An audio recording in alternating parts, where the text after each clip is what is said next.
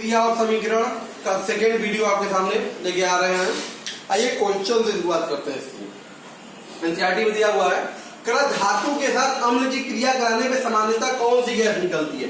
सबको पता है, आपको बताया गया है ना कि धातु की क्रिया जब बेटा अम्ल से कराते थे क्या बनता था, लवण और साथ में हाइड्रोजन गैस निकलता था। कौन सा गैस निकलता था बेटा, हाइड्रोजन गैस। तो ये हो गया।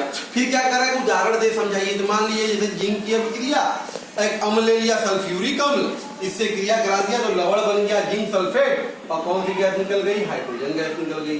फिर कह रहा है इस गैस को कैसे पता करेंगे हाइड्रोजन गैस। बताया था मैंने आपको ना कि जो गैस मान लीजिए यहाँ से निकल रही है अगर बबल्स के रूप में, तो यहाँ पर अगर हम लोग जलती हुई कैंडल ले जाए, जलती मोमबत्ती ले जाए, तो होगा क्या बेटा, ये जो गैस है ये पट पट की ध्वनि साउंड करेगा, ध्वनि के साथ जलेगा, जो कि ये रिप्रेजेंट करता है कि ये कौन सा गैस है बेटा, हाइड्रोजन गैस है। इसे कहते हैं पॉप टेस्ट फॉर हाइड्रोजन। ये हाइड्रोजन का पॉप परीक्षण है, जिसके द्वारा हम इसकी जांच कर सकते हैं कि निकलने वाला गैस हाइड्रोजन है। क्लियर। क्वेश्चन है हमारे पास, और करा एक धातु है, एक धातु यौगिक है। देखिए मान लीजिए कोई धातु यौगिक ठीक है, ये एक करा HCl से क्रिया करा दी, ठीक है। तो क्रिया कराने में कह रहा है बुदबुदाहट के साथ गैस उत्पन्न, ठीक है, और कैल्शियम क्लोराइड भी बना रहा है। दूसरी बात कर रहा है, ये गैस है ये जलती मोमबत्ती को बुझा देता है, जलती मोमबत्ती को बुझाता है। तो हाँ, आपको पता होना चाहिए कि बुदबुदाहट के साथ निकलने वाली गैस कोई और गैस नहीं है, वो CO2 है, कार्बन डाइऑक्साइड वाली गैस होती है। क्योंकि कार्बन डाइऑक्साइड गैस हमेशा झाग के साथ निकलता है। कोल्ड ड्रिंक आपने देखा होगा, ऐसे खोलिए झाग के साथ CO2 बाहर निकलता है, ठीक है। तो अच्छा, CO2 ही जलती मोमबत्ती को बुझाता है, ये भी पता है आपको। इसका पक्का ये क्लियर हो गया आपके सामने कि कार्बन डाइऑक्साइड रिएक्शन में क्या होगा, CO2 बन रहा है, CaCl2 बन रहा है, रिएक्शन HCl से कराने बन रहा है। तो निश्चित तौर पे इनका, तो देखिए कार्बन डाइऑक्साइड बना बेटा, कैल्शियम क्लोराइड बना, ठीक है। तो निश्चित तौर पे, और जल तो बनेगा ही, निश्चित तौर पे बैलेंस करना, जल बना लेंगे तो कैल्शियम कार्बोनेट होगी। क्या होगा बेटा हमारा, कैल्शियम कार्बोनेट होगा। इसको संतुलित कर लेते हैं हम लोग इस तरीके से, तो ये हमारा संतुलित समीकरण ये होगा, ये अभिक्रिया के लिए समीकरण होगा, यौगिक क्या होगा, कैल्शियम कार्बोनेट। क्लियर। करते हैं जलीय विलयन में अम्ल और क्षारक की। तो यहाँ देखिए, किसी कोई भी अम्ल जलीय विलयन में हमेशा H+ आयन देता है। जैसे H+ आयन जल में हाइड्रोनियम आयन बेटा, क्या है, हाइड्रोनियम आयन, ठीक है। तो जैसे ही हम लोग कोई भी अम्ल को जल में घोलेंगे तो हमेशा ये इसका H+ H2 के साथ हाइड्रोनियम आयन और क्लोराइड आयन आयनों में टूट जाता है, मतलब H+ आयन देता है। उसी प्रकार बेटा क्षार हमेशा जल में जाते ही हाइड्रोक्सिल आयन देते, OH- आयन देते हैं। जैसे NaOH विलयन में OH- आयन देगा, MgH में 2 OH- देंगे, इसलिए क्षार है। तो सबसे बड़ी बात आप ये देखिए, हमेशा क्षार और क्षारक दो शब्द हमेशा लेते हैं। क्या बेसिक अंतर है, देखिए सभी क्षारक जो होते हैं वो जल में नहीं घुलते। सभी क्षारक माने अल्कलाइन जितने भी होते हैं वो जल में नहीं घुलते, और जल में जो घुलता है उसे क्षार कहते हैं। इसका मतलब जल में घुलनशील क्षारक जो होता है वो बेटा क्या होता है, क्षार होता है। बात समझ में आया।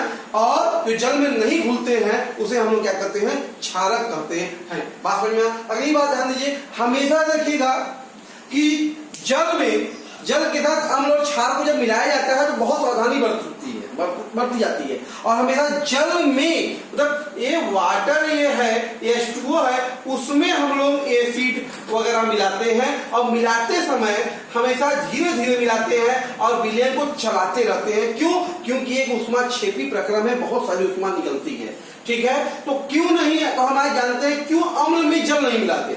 अगर ये अम्ल होगा तो इसमें अगर आप H2O मिलाएंगे तो ध्यान दीजिए इसका कंसंट्रेशन ज्यादा है, इसके कारण अपस्फोलन की घटना होगी, अम्ल छिटक के ऊपर आ सकता है, आपके जलने का खतरा हो सकता है और अत्यधिक ताप उत्पन्न होने के कारण इस कांच के बर्तन के टूटने का भी खतरा बना रहता है। इसलिए हमेशा याद रखिए कभी भी अम्ल में जल नहीं मिलाना चाहिए, हमेशा जल के अंदर अम्ल या क्षार को धीरे धीरे मिलाना चाहिए, इस बात को ध्यान दीजिएगा। क्लियर है?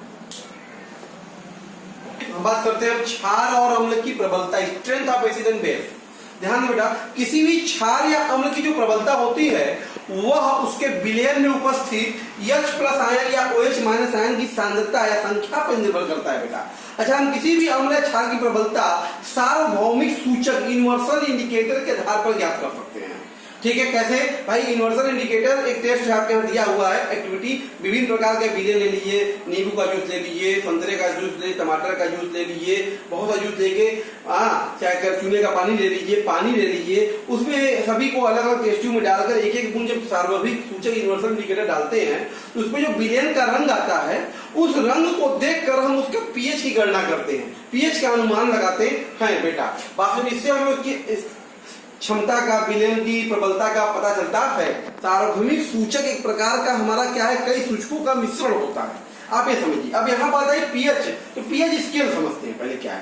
तो देखो, किसी भी विलयन में हाइड्रोजन आयन की सांद्रता ज्ञात करने के लिए, किसी विलयन में हाइड्रोजन आयन की क्या सांद्रता है उसको ज्ञात करने के लिए एक स्केल बनाया गया, एक स्केल डेवलप किया गया जिसको पीएच स्केल कहते हैं। इसमें पीएच में जो पी है, ये पी जो वर्ड आ रहा है, लेटर आ रहा है, इसको पोटेंज कहते हैं, जर्मन वर्ड होता है पोटेंज, पी फॉर पोटेंज। पोटेंज क्या है? एक जर्मन वर्ड है जिसका अर्थ क्या होता है? पावर, शक्ति होता है बेटा। ठीक है, तो किसी भी विलयन में जो पीएच होता है वो विलयन में उपस्थित हाइड्रोजन आयन की सांद्रता के लघु गुणक के ऋणात्मक के बराबर होता है। इसका मतलब क्या हुआ? इसका अभिप्राय देखिए यह होगा, विलयन का जो पीएच है वो minus log of H plus ion होगा। क्लियर? जैसे एग्जाम्पल मान लीजिए आपसे कह दिया कि किसी भी विलयन में H प्लस आयन की जो सांद्रता है, H प्लस आयन की सांद्रता मान लीजिए कह दिया 10⁻³ m है, तो पीएच बताइए, पीएच बताइए। तो सीधी सी बात आप ये समझिए क्या होगा भाई? तो पीएच बराबर क्या होगा? Minus log of H plus ion that is minus log of 10⁻³ that is क्या जाएगा? -3 गुणे, माइनस तो ऑलरेडी है और बाहर आ जाएगा बेटा ये -3, तो log 10 की वैल्यू 1, तो पीएच कितना आ गया? 3 आ गया। बात समझ में आया? इस तरह से पीएच का कैलकुलेशन कर सकते हैं। और पीएच स्केल जो हमारे पास है, पीएच स्केल में ध्यान दीजिएगा, उसमें हमारे पास 0 से लेकर 14 तक के नंबर इंडिकेट होते हैं और बीच में होता है 7। इस तरह से कॉलम इसे बने होते हैं 1 2 3 4 5 6 और ये 7। इसी प्रकार से 8 9 10 11 12 13 14 और ये 7 जो पीएच का मान है, ये देख रहे हैं आप, जो पीएच का मान है जब 7, इसको बेटा कहते हैं उदासीन बिंदु। ये नल पॉइंट है, ये उदासीन बिंदु है। क्या है ये? उदासीन बिंदु। बात समझ में आ रहा है? तो यहाँ पर हम जैसे ही 7 से 0 की ओर बढ़ते हैं तो यहाँ पे H प्लस आयन की सांद्रता बढ़ती है, सांद्रता जो है बेटा वो बढ़ती है। ठीक है, और यहाँ पे 7 से 14 की ओर बढ़ते हैं तो H प्लस आयन की जो सांद्रता है वो घटती है। इसका मतलब यह हुआ कि अम्ल की प्रबलता, अम्ल की जो प्रबलता है, प्रबलता बेटा वो निर्भर कर रही है H प्लस आयन की सांद्रता पर। H प्लस आयन की सांद्रता बढ़ेगी, जितनी अधिक सांद्रता होगी H प्लस आयन की, वो अम्ल उतना ही ज्यादा प्रबल होगा। तीसरी खास बात ये है, ये एरिया जो 0 से 7 तक, इसका पीएच जो है 7 से कम होता है। तो इस विलयन का पीएच जो होगा 7 से कम होगा, वो विलयन हमेशा अम्लीय होगा, एसिडिक होगा। याद रखिए, जिस भी विलयन का पीएच 7 से कम होगा वो विलयन की प्रकृति कैसी होगी? अम्लीय होगी। जिस विलयन का पीएच बेटा 7 होगा उसकी प्रकृति कैसी होगी? उदासीन। ऐसा विलयन हमारा कैसा होगा? जिसका पीएच 7 हुआ करेगा वो विलयन कैसा होता है? न्यूट्रल होता है, उदासीन होता है। और जिसका पीएच बेटा 7 से अधिक होता है, जिस विलयन का पीएच क्या होगा? 7 से अधिक, वो हमारा क्या होगा बेटा? क्षारीय होगा। ऐसा विलयन हमारा क्या होगा? क्षारीय। तो ये बात ध्यान दीजिएगा, 7 से कम पीएच का मान जो होता है अम्लीय विलयन को दर्शाता है, है, 7 से अधिक पीएच मान क्षारीय विलयन को दर्शाता है, और 7 जो मान है बेटा वो क्या कहता है, उदासीन को। आइए लवणों के पीएच को देखते हैं हम लोग। लवण का जो पीएच है आइए जानते हैं थोड़ा सा हम लोग। हमने आपको कई प्रकार के लवण बताए बेटा, ध्यान दीजिए। सबसे पहले हमने बताया प्रबल अम्ल व दुर्बल प्रबल क्षार। प्रबल क्षार, इससे जो लवण बनता है बेटा कैसा बनता है, उदासीन लवण बनता है। कैसा लवण बनता है बताया था ना आपको मैंने कि प्रबल अम्ल और प्रबल क्षार को कौन मिलाएंगे, कौन सा लवण है, उदासीन। तो ऐसे प्रबल अम्ल और प्रबल क्षार से बने लवण का पीएच हमेशा क्या आएगा बेटा, 7 आएगा, याद रखिएगा। ठीक है, जैसे NaCl वगैरह ये सब तमाम हमारे क्या है, इन सभी का पीएच हमेशा क्या होता है, 7 होता है। दूसरा, अगर प्रबल अम्ल है और दुर्बल क्षार है, प्रबल अम्ल है और दुर्बल क्षार है, इससे कैसा अम्ल लवण बनता है बेटा, वो बताया था मैंने, अम्लीय लवण बनता है। कैसा लवण बनता है, अम्लीय लवण। तो इनका जो पीएच होता होगा निश्चित तौर पे 7 से कम होता होगा। जैसे एग्जांपल बताइए NH4Cl, CuSO4, ये सब हमारे लवण जो है अम्लीय लवण होते हैं, इनका पीएच 7 से हमेशा कम रहेगा। तीसरा है बेटा कि अगर दुर्बल अम्ल है और प्रबल क्षार है, तो दुर्बल अम्ल और प्रबल क्षार से जो लवण बनता है उस लवण को प्रकृति क्या होते हैं बेटा, क्षारीय लवण कहते हैं। तो क्षारीय लवण होगा तो उनका पीएच हमेशा 7 से ज्यादा आया करेगा। 7 से क्या आएगा, ज्यादा। बात में जैसे आपके सामने आ सकता है CF3COO Na, सोडियम एसीटेट वगैरह, ये सब क्या है हमारे क्षारीय लवण होते हैं। चौथा है बेटा दुर्बल अम्ल और दुर्बल क्षार। दुर्बल क्षार का इनसे कैसा लवण बनता है बेटा, लगभग उदासीन लवण बनता है। इनका भी पीएच जो होगा वो लगभग 7 होगा, जैसे CF3COO NH4। क्लियर है। तो ये विभिन्न प्रकार के लवण और उनसे उत्पन्न पीएच का हमने वैल्यू देखा। क्लियर है बेटा। दैनिक जीवन में पीएच का क्या महत्व है इसको देखते हैं। सबसे पहला ध्यान देते हैं पौधे और पशुओं का पीएच के प्रति संवेदनशीलता। पौधे और पशु जो होते हैं पीएच के प्रति बहुत संवेदनशील होते हैं।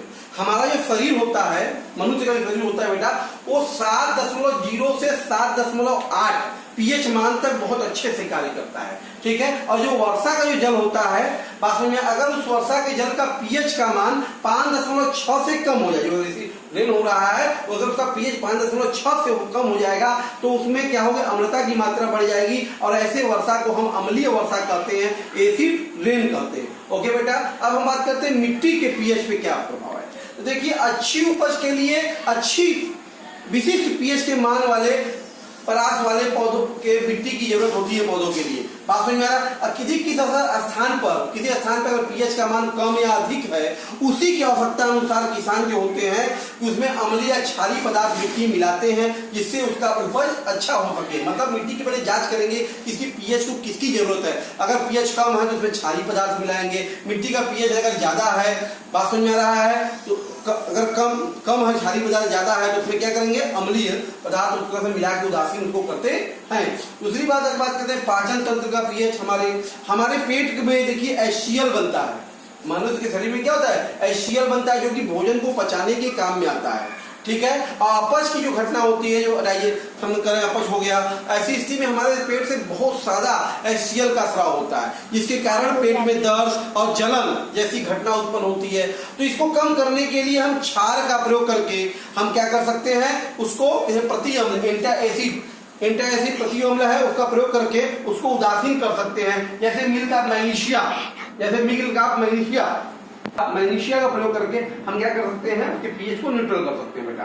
उसी प्रकार से दांत क्षय में देखिए हमारा जो मुख होता है उसका अगर पीएच का मान, हमारे लाल के पीएच का मान 5.5 से कम होने लगता है तो दांतों का क्षय प्रारंभ हो जाएगा। क्योंकि दांतों का जो इनेमल है वो कैल्शियम फास्फेट से मिलकर बना है जो कि बहुत ही कठोर पदार्थ है, जल में नहीं घुलता। लेकिन जैसे ही पीएच कम होता है तो उसका क्षय होना प्रारंभ हो जाता है। तो ऐसी स्थिति में हम लोग क्षारकीय दंत मंजन का प्रयोग करके भी दांतों की सुरक्षा कर सकते हैं। फिर हम बात करते हैं और पौधों से उत्पन्न रसायनों से आत्मरक्षा कैसे कर सकते हैं। देखिए मधुमक्खी जो होती है जब डंक मारती है, काटती है, तो हमारे शरीर में एक अम्ल छोड़ती है जिसके कारण हमें वहां पे जलन और दर्द का आभास होता है। तो ऐसी स्थिति में हम तुरंत क्या करें, अपने घरों में बेकिंग सोडा रखा रहता है, खाने वाला सोडा रखा है, उसको तुरंत वहां पर लगा देंगे जिसके कारण उस डंक से हमें तुरंत ही आराम मिलेगा। ऐसे ही नेटल का एक पौधा होता है जिसमें रोएदार बाल होते हैं, डंक टाइप के बाल होते हैं। जब वो शरीर में छू जाता है उसके बाल में मेथनोइक अम्ल होता है। उसके डंक में क्या होता है, नेटल का पौधा होता है, प्लांट होता है, इसमें कड़े कड़े बाल होते हैं, रेसे होते हैं, पत्ते में रेसे होंगे, ठीक है, तो मेथनोइक अम्ल पाया जाता है। जब वो शरीर में टच कर जाता है तो बहुत तेज वहां पे दर्द होने, जलन होने लगती है। तो अक्सर जहां नेटल का पौधा होता है वहीं पर वैसा ही पत्ता आपको दिखाई देगा, लेकिन उसमें क्या होगा, बाल नहीं होंगे, डंक नहीं होंगे। उसे डॉग का पौधा कहते हैं। उस डॉग के पौधों को तोड़कर अगर रगड़ दिया जाए तो भी हमें उस दर्द से आराम मिल जाता है। तो इस तरह से हम इसका यूज कर सकते हैं। आइए हम देखते हैं कुछ प्राकृतिक पदार्थ जिसमें कौन कौन सा अम्ल पाया जाता है। जैसे हमारे यहाँ सिरका में बेटा, सिरका में एस्ट्रिक अम्ल उपस्थित होता है, आपको जानना चाहिए। संतरा जो होता है उसमें सिट्रिक अम्ल पाया जाता है, ठीक है। इमली में टार्टरिक अम्ल उपस्थित होता है। टमाटर में बेटा ऑक्जेलिक अम्ल पाया जाता है। दही में बेटा लैक्टिक अम्ल, नींबू में सिट्रिक अम्ल, चींटी के डंक में मेथेनोइक अम्ल होता है और नेटल के डंक में भी मेथेनोइक अम्ल होता है। क्लियर है बेटा? आइए क्वेश्चन देखते हैं। ओके, में ध्यान दीजिए, दिया हुआ है तरह आपके पास 2 बिलियन है बेटा, ए है और बी है। अच्छा, ए का जो पीएच है आपसे कह रहा है 6 और बी का जो पीएच है वो है 8। तो कह रहा किसमें H प्लस आयन घनता है, वो पता होना चाहिए। एक फार्मूला होता है H प्लस आयन की घनता बराबर 10 के घाते माइनस पीएच। तो अगर इसका अगर पीएच H प्लस आयन की घनता अगर देखी जाए तो पीएच होगा 10 के घाते माइनस 6 और इसका पीएच देखा जाए 10 के घाते माइनस 8। तो आप देख रहे हैं कि 10 के घाते माइनस 6 बड़ा है 10 के घाते माइनस 8 से। तो यही में पूछ रहा है कि किसमें हाइड्रोजन आयन की सांद्रता अधिक होगी। कि बेटा ए वाले बिलियन में हाइड्रोजन आयन की सांद्रता ए में अधिक है बी से। क्लियर है? फिर आपसे कह रहा है कि कौन अम्लीय कौन क्षारीय। जिसका पीएच 6 ये 7 से छोटा है इसलिए क्या होगा, ये अम्लीय होगा, ठीक है। ये इसका पीएच 8 है, 7 से बड़ा है, इसलिए इसका पीएच क्या होगा बेटा, क्षारीय। भाई सीधी सी बात, इसका पीएच 7 से अधिक होगा वो क्षारीय, इसका पीएच 7 से कम वो अम्लीय। और इसमें इसका वैसे ही पता होना चाहिए आपको कि जिसका पीएच कम होता है उसमें हाइड्रोजन घनता अधिक होती है। क्लियर? क्वेश्चन आपसे कर रहा है कि H प्लस आयन की सांद्रता का विलयन के प्रकृति पे क्या प्रभाव पड़ेगा।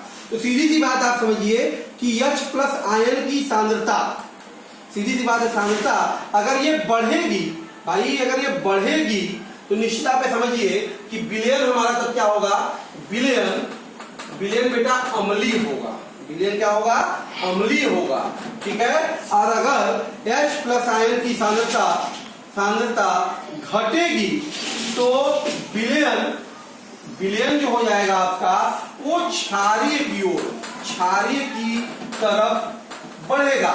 इसका मतलब ये है कि इसलिए बात है H प्लस आयन की सांद्रता जो होती है वो अम्ल की प्रबलता के समानुपाती होता है। मतलब सांद्रता इतनी बढ़ेगी, अम्लता उसकी बढ़ेगी और वह क्षार की प्रबलता के विपरीत क्रमानुपाती। मतलब H प्लस आयन की सांद्रता बढ़ेगी उतनी उसकी क्षारकता क्या होगी, घटेगी। क्लियर है बेटा? इस प्रकार से H प्लस आयन की सांद्रता विलयन को प्रभावित करता है। क्लियर? क्या क्षारकीय विलयन में H प्लस आयन होते हैं? तो बेटा हाँ होते हैं। क्षारकीय विलयन में भी H प्लस आयन होते हैं, ये बात ध्यान दीजिए। अच्छा, अगर होते तो क्षारकीय कैसे हुआ? तो भाई क्षारकीय का ये मतलब नहीं है कि उसमें H प्लस आयन ना हो। तो क्षारकीय का मतलब सीधी सी बात ये आप समझिए, क्षारकीय का मतलब हुआ इसमें H प्लस आयन की सांद्रता कम हो। बात समझ में? इसकी सांद्रता क्या हो, कम हो। क्लियर? ये आप कर सकते हैं इसमें H प्लस आयन की सांद्रता 10 के घाते माइनस 7 से भी कम हो। 7 से कम होने का मतलब क्या, 10 के घाते माइनस 8 हो, माइनस 9 हो, इस तरह की स्थितियां होंगी। तो ऐसी स्थिति में पीएच का मान जो होगा वो 7 से ज्यादा आने लगेगा, मतलब 8 9 इस तरह से आने लगेगा। तो ऐसी स्थिति में हम नहीं कह सकते कि H प्लस आयन नहीं है, H प्लस आयन होगा लेकिन कम होगा। और कम होने में पीएच 7 से ज्यादा आने लगेगा, पीएच 7 से ज्यादा आने लगेगा, इसलिए उसकी प्रकृति बेटा क्या होगी, क्षारकीय होगी। इसलिए हम कहते हैं क्षारकीय विलयन में H प्लस आयन की सांद्रता होती है पर उसकी सांद्रता क्या होती है, कम होती है। क्लियर? नेक्स्ट क्वेश्चन है, कोई किसान अपने मिट्टी में बुझा हुआ चूना और चार, देखिए तीनों के तीनों बेटा ये क्षारीय है। ये क्या है, क्षारीय। तो हम क्षारीय पदार्थ मिट्टी में तब मिलाएंगे, क्षारीय पदार्थ को मिट्टी में तभी मिलाएंगे, किस परिस्थिति में, तभी मिलाएंगे जब बेटा जब मिट्टी का जो पीएच होगा, मिट्टी का जो पीएच होगा वो काफी 7 से कम आ रहा है, मतलब मिट्टी हमारी अम्लीय है, मिट्टी का पीएच 7 से बहुत कम है, तो ऐसी स्थिति में उसके पीएच को बढ़ाने के लिए हम उसमें बिना चूना या बुझा हुआ चूना या छड़िया चाक मिलाकर उसका पीएच बढ़ा सकते हैं, उसकी उदासीनता में मेंटेन कर सकते हैं। तो इस तरीके से बेटा हमने आपसे अम्ल क्षार और के बारे में और उससे संबंधित समस्याओं का अध्ययन किया। ओके, इसको समझिए। Thank you.